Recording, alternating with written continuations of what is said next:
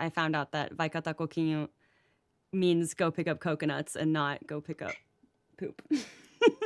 For as long as I can remember, everyday regular sounds, I turn into rhythm. I want to ask a bit about one of my favorite parts of it. That is Maria. I love her. She's so funny. So how was to have her representing the Brazilian moms, and how was to have your own mom at the movie?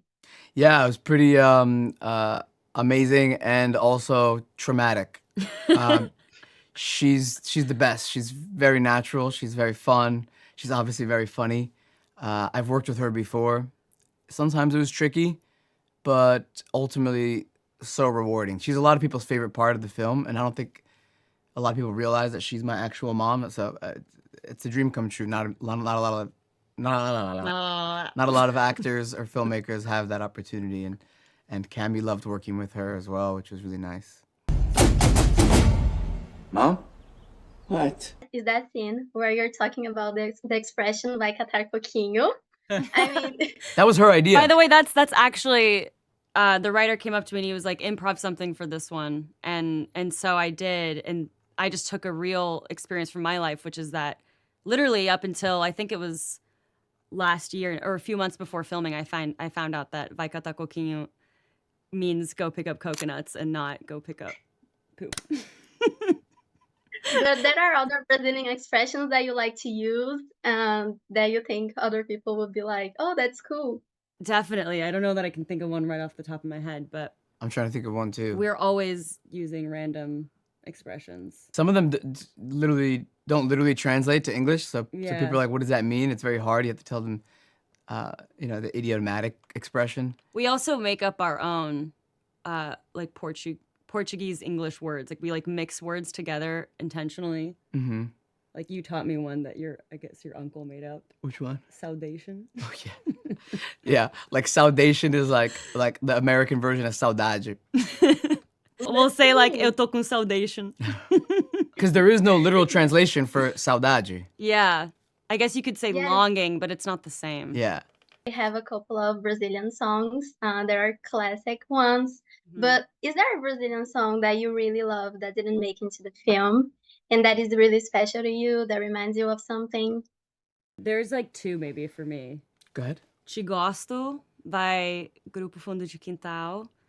And O Que É O Que É. I love that song by Gonzaguinha.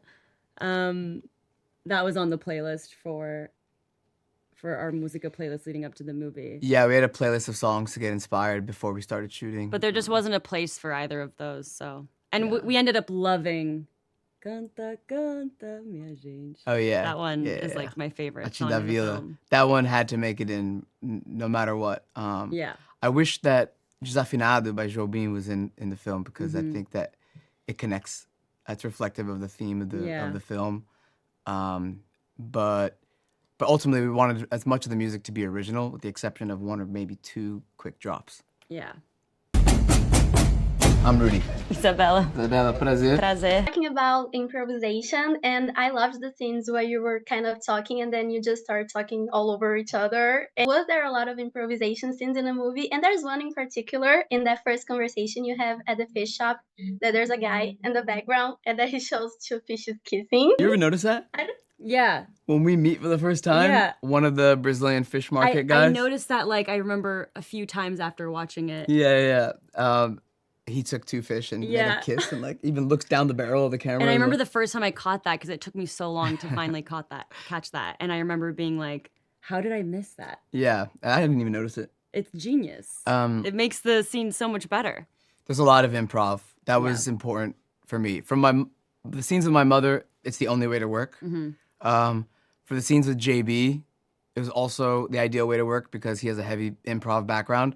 And even with Our meet cute. yeah, even the scenes with Cammy and with Francesca, who plays Haley, I told the DP, like, make sure we're cross shooting every conversation, if we can, even 3 cameras, which makes the setup a little bit more difficult, but it allows for all those natural moments where we're talking over each other, where we're laughing.